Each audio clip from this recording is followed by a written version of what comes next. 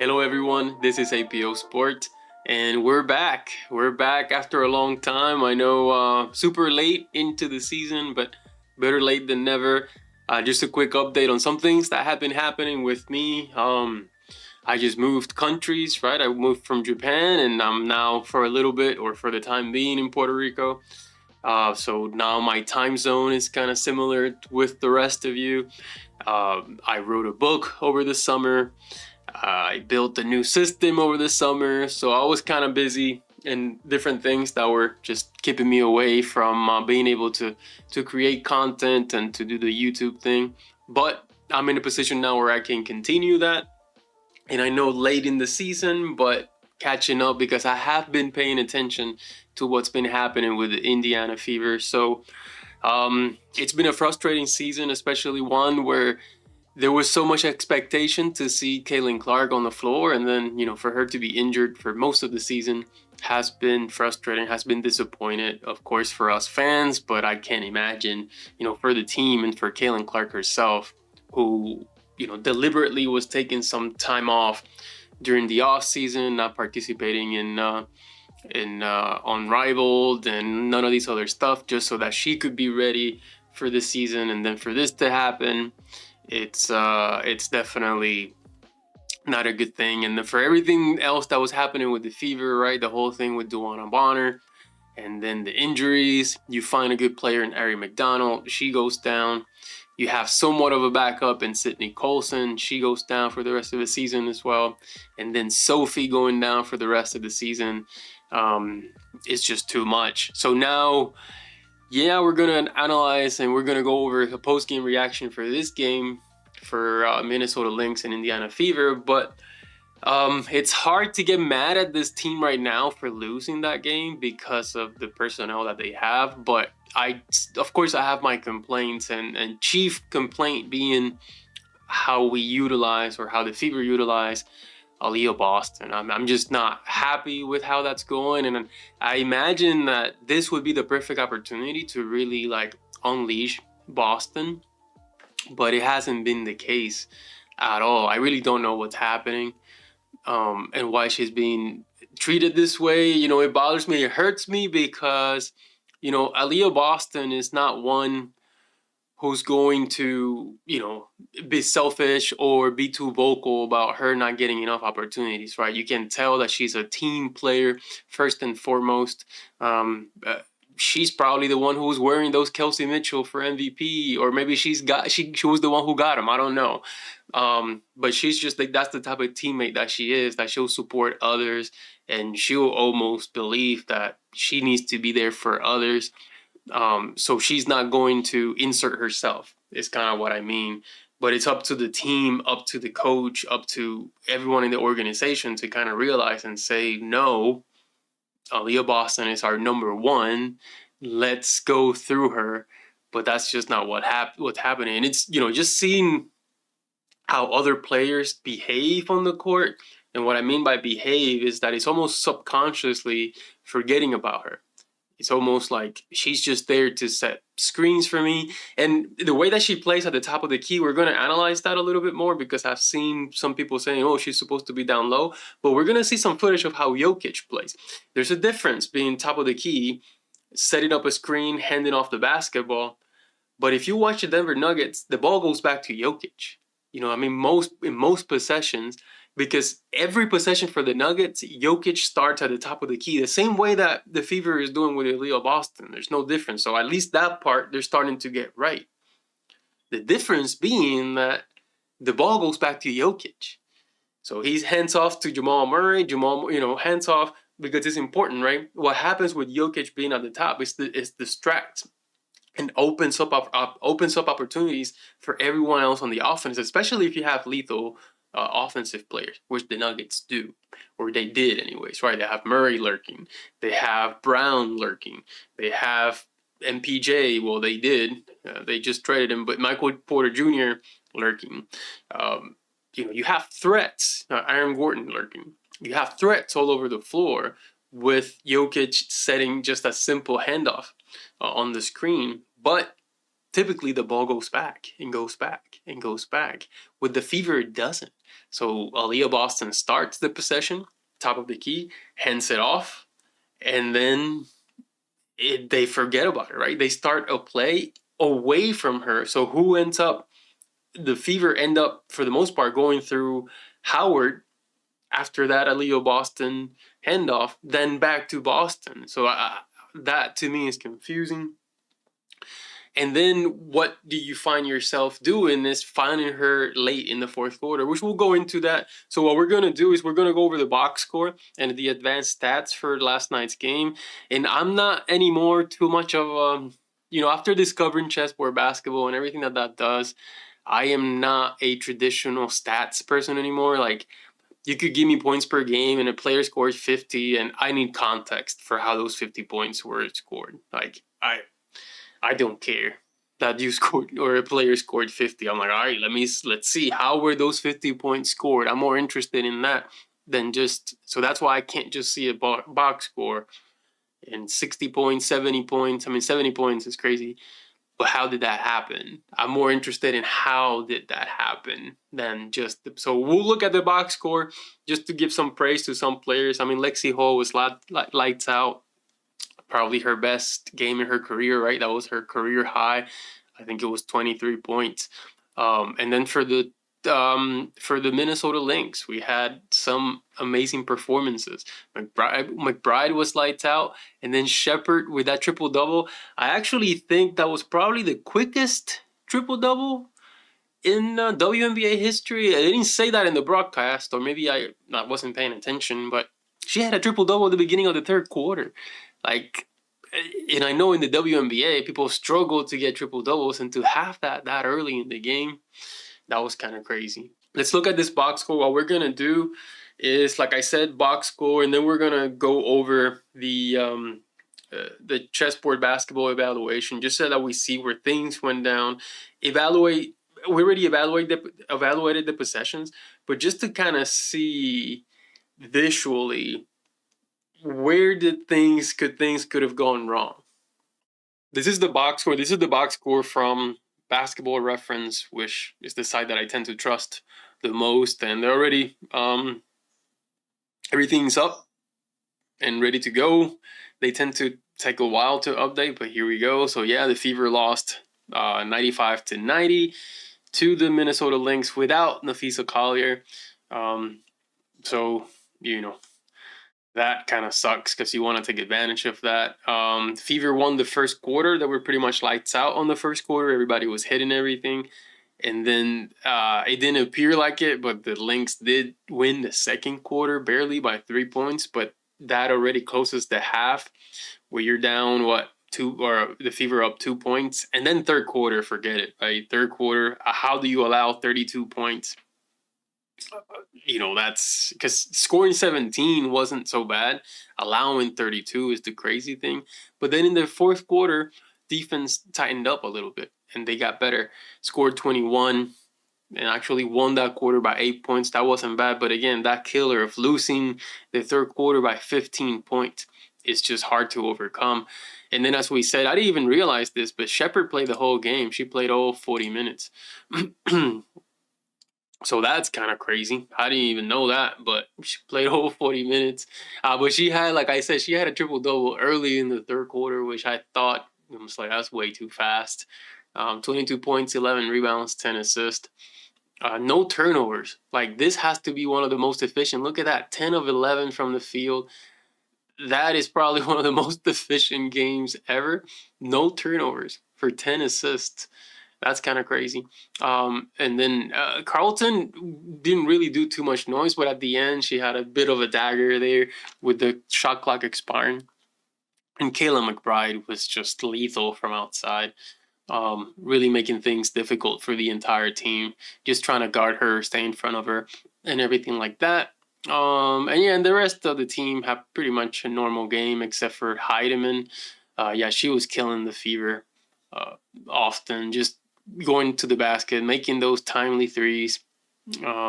She definitely was a nuisance.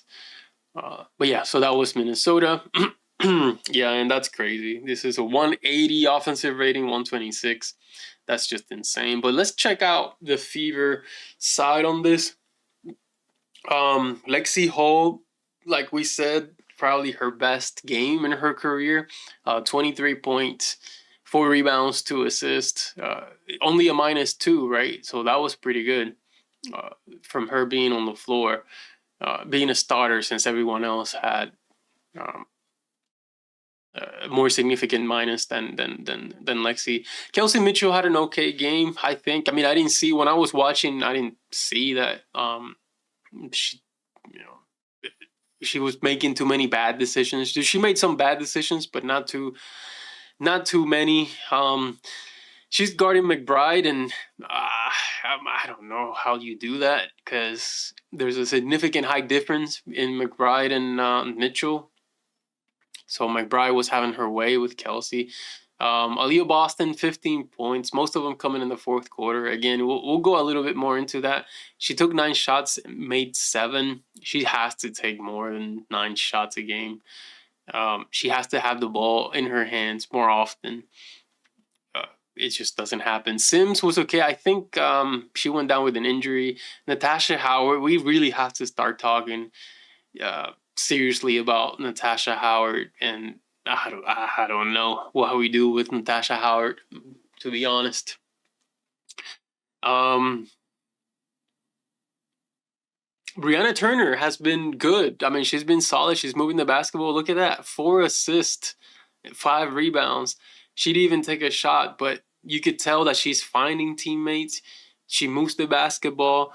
I think she does a little bit better on offense than Howard, because Howard oftentimes just takes wild shots that she should not be taking in and around the paint and even outside the paint, because I don't know how she expects those shots to go in the way that she shoots them and throws them. I know she tends to hit them every now and then, but nah, don't take that. It just takes so much away from the offense. It's just not good. But Turner doesn't do that, right? She moves the basketball. She had 1 costly turnover, but that was it. Dantas was okay when she was on the floor. You can tell by that plus 14. And Petty, right? I mean, I kind of skipped over Petty, but Petty had a really good game too. 3 of 4 from 3. 4 assists, 3 turnovers is just a little bit too much that you want from someone like Petty coming in into the game. But still, she was okay. As long as you can make that shot consistently and not turn the ball over too much, you should be fine. See, like Howard and Petty, the 2 with the most turnovers, that should not happen. Now, if you see this and you're like, Caitlin Clark, 5, 6, 7 turnovers, that's fine. It's Caitlin Clark. But not Howard or Petty. That's just, they're not supposed to be turning the ball over. In advanced score stats, so I really want to highlight this because this is important. And, it comes up in advanced statistics with Basketball Reference and things like that, but you don't see it, right? Fans don't. Sometimes when I say certain things and I criticize certain players, whatever the case may be, it's because I'm seeing something on the basketball court. I'm not just making these things up. Like, I see ineffectiveness. And people see scoring. I see inefficiency, right? Or bad decision making. That's what I see. That's not what most fans are on Twitter, like, people fight me or whatever because of the things that I say. But this is why I say it. It's hard for me to explain why this happens, but it happens. And this is the result. And I'm not, this is straight from Basketball Reference. I'm not making these things up. This is the result. Kelsey Mitchell, offensive rating 116, defensive rating 135. That's a difference there of 20 points on the other side of the team, right? But no, we see it scoring. Okay. You see scoring, I see inefficiency, and a team that is not scoring as much as they should with Kelsey Mitchell on the floor, because she's like a black hole in some sense sometimes. in that she'll bring the ball down, no ball movement, no nothing, take a wild mid-range shot or take an extremely contested layup around the paint with 3-4 Lynx defenders, and still early in the shot clock where you could have explored a better option or a better shot. But that's not the case. So 116 to 135 is atrocious. I mean, there's no Lynx player that allows that's at the 135 range. There's just none operating at a 135 range as far as defensive rating.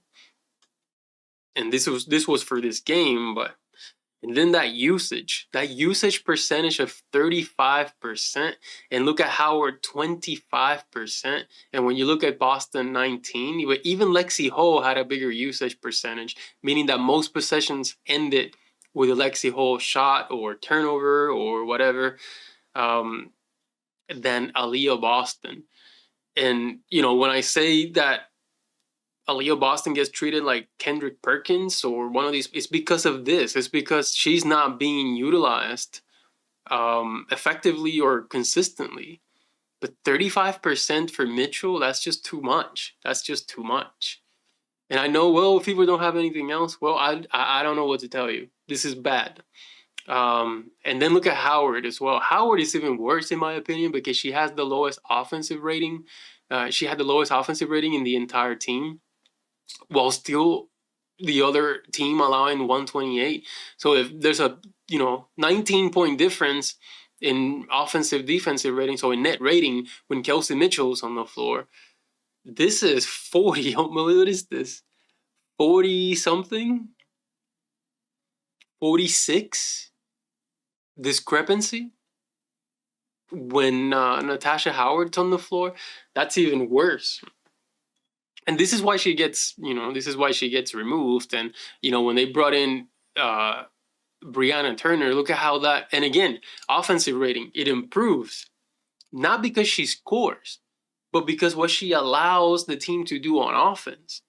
It opens things up for Boston because Howard is not trying to get hers or trying to clog the paint so that she can throw her wild shots. And again, this is not criticizing the players, but if you ask me, is there a way that the Fever can improve offensively? And yeah, there's many ways that the Fever can improve offensively. And a lot of times it's addition by subtraction. Just eliminate some of these chunkers or chuckers.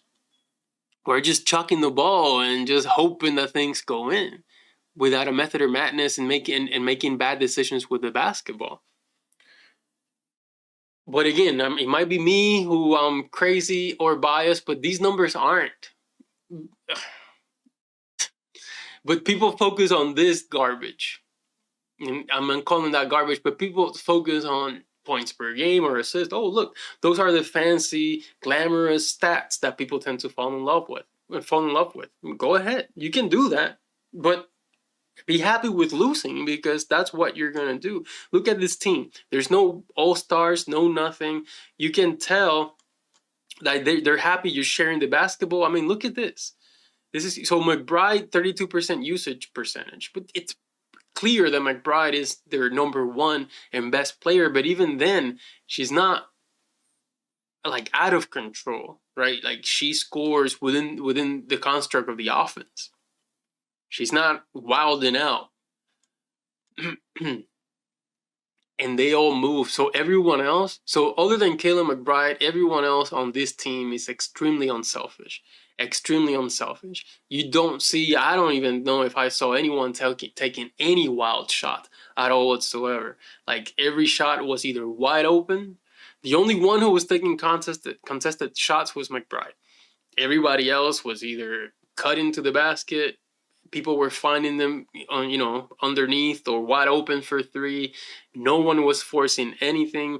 No one was going against the defense, being guarded by 3-4 defenders. Why? Because if you have 3 or 4 defenders against you, that means that you have 2 or 3 of your teammates wide open. But there's a lot of players on the Fever that don't have the awareness to know that you are being contested by 3 or 4, therefore kick it out. They're committed, and they're going. And Mitchell does that a lot, and Howard does that a lot. And Sims, I saw her doing that a lot. I mean, she's good too, but I saw her going down the paint with 3 defenders against her. But what that tells you also is that people are not understanding where to be when that happens. Because when that happens with the Lynx, they kick it out and someone's wide open. With the Fever, there's a lot of dysfunction on offense. Anyway, I highlight this not to criticize, but just to kind of show you how some players. So who has negative offensive rating, defensive rating? So it was Mitchell, Sims, Howard, Petty. Timpson I'm not going to count because he was only 2 minutes on the floor. But those those 4 players had negative, and Petty only it was kind of bad. Had negative offensive rating, defensive rating. Who had positive? Let's highlight the positive one. Lexi Hall, positive by 2. Aliyah Boston. Again, you'd be like, how did she get, in the amount of minutes that she played, 31 minutes, how she get an offensive rating of 130? Where when her box score is only showing 15 points and 2 assists. It's because when she's on the court, good things tend to happen. Not only that, and people don't get enough credit for how she's allowing and enabling Mitchell and these other players to do what they do. But most of the attention from the opposite team, when I see, it's on Boston. Like, who gets double teamed, really, consistently double teamed? It's Aliyah Boston, even though she may have 4 points in the fourth quarter, and she will get doubled. The emphasis on the defense is on Boston, which allows, because the other team is aware and conscious of who the Fever's best player is. The Fever don't know that somehow. They're still trying to figure that out. They don't know that. But anyways, positive, it was Hull, Boston, Turner, Dantas. Those are the 4 that had a positive net rating on the game, meaning that when they were on the court, this were the difference as far as efficiency, as far as scoring. So, an estimate of points produced or scored per 100 possessions. And then estimate of points allowed per 100 possessions. Of course, this is projecting for the most part. If there were to be 100 possessions, this game had like 70 possessions or something like that. So there's a lot of estimation that Basketball Reference does. So this is not raw, it's an estimate. If there were 100 possessions, that's what they expect, their production or allowing points to be. So that's that with the advanced stats. Now, is it always this consistent? It depends. If Kelsey Mitchell is really killing it, super consistent on shot making, then her offensive rating to defensive rating will fluctuate. Still, the defensive rating doesn't improve that much, but offensive rating is different. But here, it's a game that you would think, oh man, she did her thing. Well, maybe. But let's take a look at, because I want to dispel a bit of the rhetoric surrounding how Aliyah Boston is being utilized, right? And this is an example of a playoff game. Denver Nuggets versus Oklahoma City Thunder, Game 6, this year, right? So it was this last season, but this year. And I just when people keep saying the Fever don't have a point guard, oh, we need a point guard. The Fever don't need a point guard. They have Aliyah Boston. So whenever Aliyah Boston's on the floor, you don't need a point guard. Look who's bringing down the basketball. This is just a random possession that I just pulled up. But look who's bringing down the ball over the Denver Nuggets. So Jamal Murray, who is on paper the point guard, he's not a point guard. He's been a shooting guard his whole life, right? But he just happens to play with Jokic, and he, takes advantage of that. Michael Porter Jr., Aaron Gordon, Christian Braun. None of them are point guards. But Murray's a pretty good decision maker. Gordon is a really good decision maker. Brown is a really good decision maker. Michael Porter Jr. is not a good decision, but he gets held in check. He's super talented. He can score from anywhere. He can shoot it from anywhere, score from anywhere. Mid-range, dunk it, three-point shot. I mean, you give any little bit of a room and Michael Porter Jr. can end your game. But he's not a really good decision maker. So they limit his touches. And he knows that sometimes when he gets it, he's shooting it, but he doesn't get it often. Why do I say that? I don't know. But anyways, look at who's bringing down the basketball. His name is Nikola Jokic. So let's see. So he's bringing it down. And then at the top of the key, does this look very similar to what the Fever play?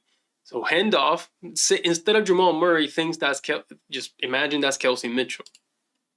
So screen, opening, and he shoots. But, and the thing here is, so he's creating because they just switched Murray now being guarded by someone who can't guard him and on the outside. That's pretty much what happened, right? So they switched, and SGA is no longer guarding Murray, so now he's on an island with the OKC center, and he's able to pull up, and then Jokic is creating for Murray, right? So something like that is interesting. But look again. Okay, so Gordon is bringing it down now, and look at where Jokic is. He's setting the screen. They're going to go to Jokic. So that's the important part, that whenever this happens for the Fever, they just ignore. Maybe they think they can get the ball to her. Maybe they don't think she's that important on offense. But you've got to get the ball to Boston down low. And this is just an example. I mean, we've seen this play a million times. And actually, that's a move that we've seen Aliyah Boston make. And it's just their games is so similar that you have to use Boston as if you were Nikola Jokic. Let's see if we can see one more. Ball goes to Jokic, and again, the criticism is, shouldn't Aliyah Boston or shouldn't Jokic be down there on the paint? Well, no, he's Jokic. Now he gets blocked, but look at that pass. But that's what that screen creates with Jokic. That's what the type of movement that you see happening. That's how you use your center as your point guard. So here we go. Same spot. Jokic at the top of the key, right? What's he going to do? He's going to find someone else, create for Murray. Screen. Gordon is going to go to Jokic, of course. And then Jokic is going to go down and create for himself. So this is kind of what they're starting to do, but they're just going there way too slow for people to figure out how is best to use Aliyah Boston. And when you use her in that Jokic type of role, which you don't need a point guard. So whenever you put a point guard, then you're confusing, in my opinion, you're confusing the staff, you're confusing the team as to who the focal point on offense should be. And the focal point on offense, regardless of who ends up scoring later, regardless of who ends up creating later, the focal point on offense has to be Aliyah Boston on every single possession, especially with Caitlin Clark out of the team right now for injury. And a lot of times with the Golden State Warriors, the focal point on offense is not Steph, it's not Clay, it's not Jimmy Butler, it wasn't even Kevin Durant when he played with them. It was Draymond Green. Focal point on offense, meaning who do you funnel the plays through? Who do you initiate offense through? And a lot of that is, you see the Golden State Warriors, and what you see a lot of plays is Draymond Green on the top of the key, just essentially holding the ball and waiting for Curry to just go through his screens and everything like that to get wide open, and then Draymond Green will find him or find whoever else is open.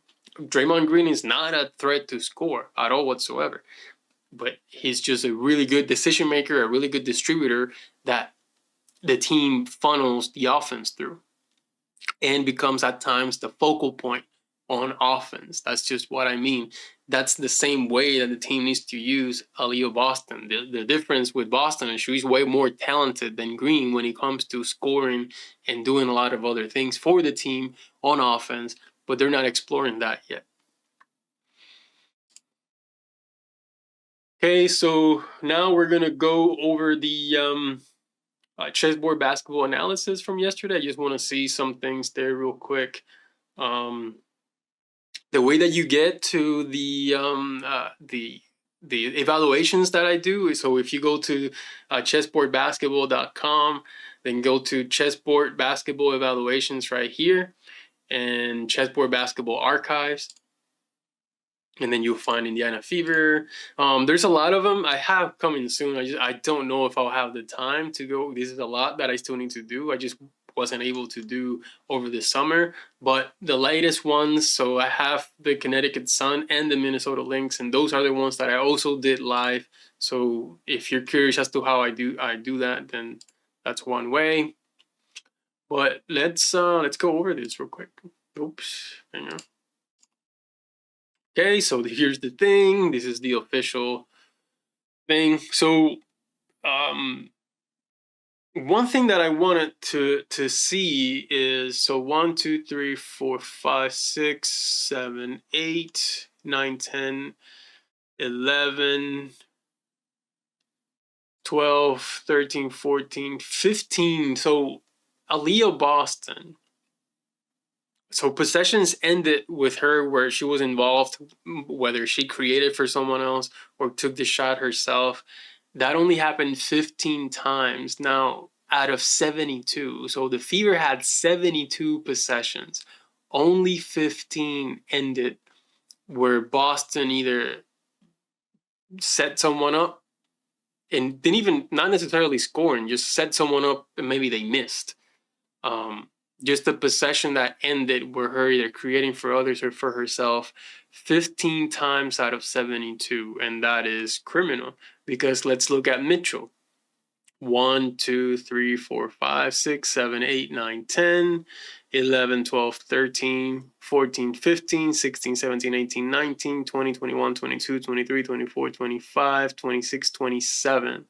So Kelsey Mitchell, a possession ended with her either creating for someone else or for herself 27 times out of 72 entire possessions for the Fever. I mean, that is a pretty high percentage, right?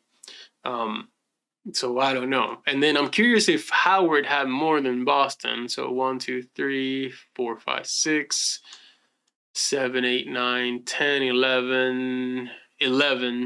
I mean, Boston had 15, but again, Howard played, she didn't play that much, right? Look at the chunks of time that Howard was taken out. She barely even played in the fourth quarter because she was taken out.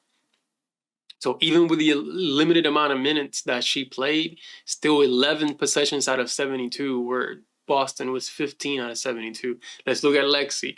1, 2, 3, 4, 5, 6, 7, 8, 9, 10, 11, 12, 13, 14, 15, 16, 17. So even more possessions ended with Lexi Hall either taking a shot or creating for someone else than Aliyah Boston. And of course, I think that's a problem.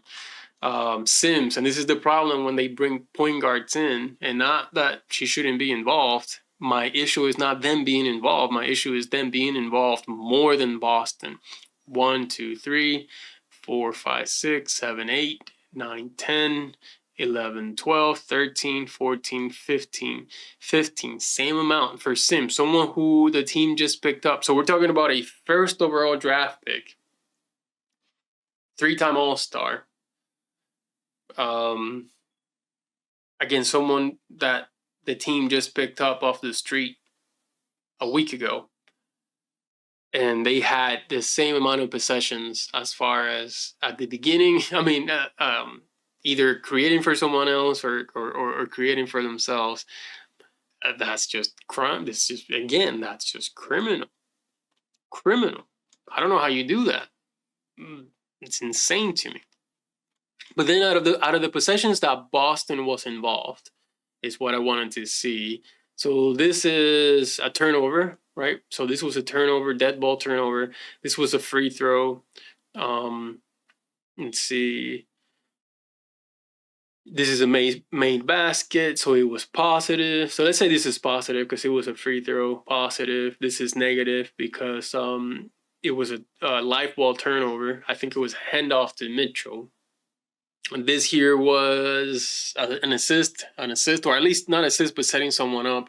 So let's see, out of those 15, how many were positive? So 1, 2, 3, 4, 5, 6, 7, 8, 9, 10, 11, 12. So out of the 15 possessions that Aliyah Boston,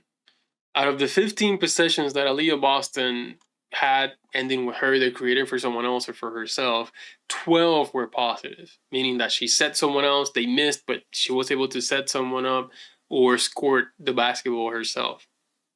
That is crazy, especially for you not to continue to go to this player. And you can see, for the most part, that when she sits, the team is just in shambles as well. But anyways, fourth quarter, this is another one that I wanted to see. So fourth quarter, they don't go to her at all. So, starts the fourth quarter, bad possession, turnover by Sims. Yeah, turnover by Sims. And then free throws by Howard. Turnover by Howard. So it was a dead ball turnover by Howard. And then a live ball turnover by Lexi. And then a live ball turnover by Mitchell. So all of these possessions with no Aliyah Boston usage at all whatsoever. And then this was a made basket. I think it was a mid-range basket by Howard. And then a missed, what was this? Oh yeah, a missed shot by Petty. This was a 3-point shot that she missed, but Mitchell set it up. And then Mitchell hit a 3, which was good. But then a turnover by Howard. And I think after that turnover by Howard, which I think she traveled, it's when they took her out. So you can see no more. This is where they brought Turner. Which did I? Oh, no, not Turner. They brought Dantas in, not Turner. They brought in Dantas after that turnover. And then a bad missed by Kelsey Mitchell. And then finally they decide, let's go to Aliyah Boston, and she scored, set up by Mitchell, and then scored again, set up by herself. And then she scored again, set up by Mitchell again, and then she scored again, set up by Sophie. So you see, like, okay, no usage, no utilization by Boston, bad things are happening. Utilization by Boston, good things are happening when they start to involve her. So it's just a quick, and I like this because it's a quick glance, and then you can see the reference numbers here as well. So you can see, like, okay, what was great possession 57. So you go to the reference 57. And it tells you what the game score was and the summary. So Rook 1 finds Rook 2 for made interior shot. So this was Kelsey Mitchell assisting Natasha Howard for a made interior shot.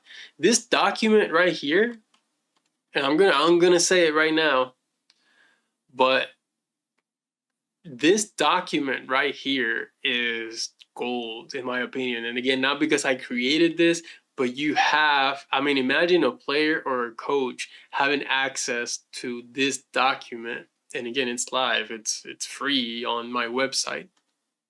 You can see, without having to go to film or anything, you can see immediately how the game went down and which possession did something happen. That way, if you see something problematic like this -10, which was a horrendous possession, or this -9, you can say, oh, okay, so that possession, the score at the time was whatever, because you can see what the score was. And you can go to it and review it if that's the possession that you want to review, so that you can help in film and educate. You can also see what happens, because this tells you, so the gray and everything, the white boxes is the player's not on the court. The gray box says the player's on the court. Of course, if it's red or green, it's that they had either a positive or a negative impact on the play. But you can see exactly who was on the court during that possession, who made an impact during that possession. You can see it all, and immediately, just right there. I mean, everything that you need to analyze the basketball game is it's on this document right here. Everything. So I'm gonna be making a lot of these, and I'm gonna be, like I said, you continue to share it. But this is absolute gold right here. I rely on this a lot more than I do the box score, because it just tells me a lot more about what actually happened visually, what happened in the game, and all the possessions right here stacked up one to one another. I mean, again, this is not just because I created this. This is just amazing stuff, in my opinion. But anyways, that's it for this post-game reaction. I kind of went a little bit in depth, too much in depth with some of the things that were happening. I know some of the things that I say are unpopular. I love Kelsey Mitchell as a player, so I don't criticize her lightly. And okay, maybe as a fan, maybe I shouldn't be criticizing anybody. But this is what we do, right? If we're to analyze the game and to share it and talk about it freely, then we have to talk honestly and with integrity about these things. That's what I do. I mean, I have no ill will against. It just really frustrates me when the team is not performing, or at least not going out there with the right emphasis in mind. And just continue to play losing basketball. And as fans, then we complain, oh, why are we losing? But I see why we're losing, but nobody else seems to. And again, not because I have a special, sometimes teams are just bad, right? And it is what it is. You have the personnel, but not when you have someone like Aliyah Boston and you're not even giving a chance to the team to operate with the best Aliyah Boston possible on the court. Now, yes, I am a huge Aliyah Boston fan. I think she has a ton of talent, and the reason why I'm so invested is because again, it's frustrating to see what they're doing with her on the court. But we'll see. The Fever play the Lynx again on Sunday, so tomorrow. We'll see what happens then, if there's any adjustments. I just haven't seen a lot of adjustments from this coaching staff consistently. It seems like they talk, a lot of go to Boston, but then the game starts and they don't.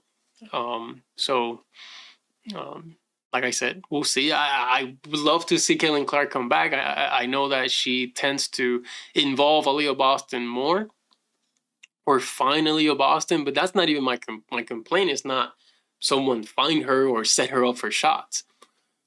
Just give her the ball and understand that she's the one who the offense needs to run through. That's it. But anyways, that's it. We'll see. Maybe eventually the Fever will get it. If not, maybe a different team will unlock Aliyah Boston's true potential. Same thing with Caitlin Clark. I don't know. I'm frustrated. A little bit frustrated with how the Fever organization has been doing things lately, but we'll see. Anyways, that's it for this post-game reaction. Thank you so much for watching, and I'll see you next time.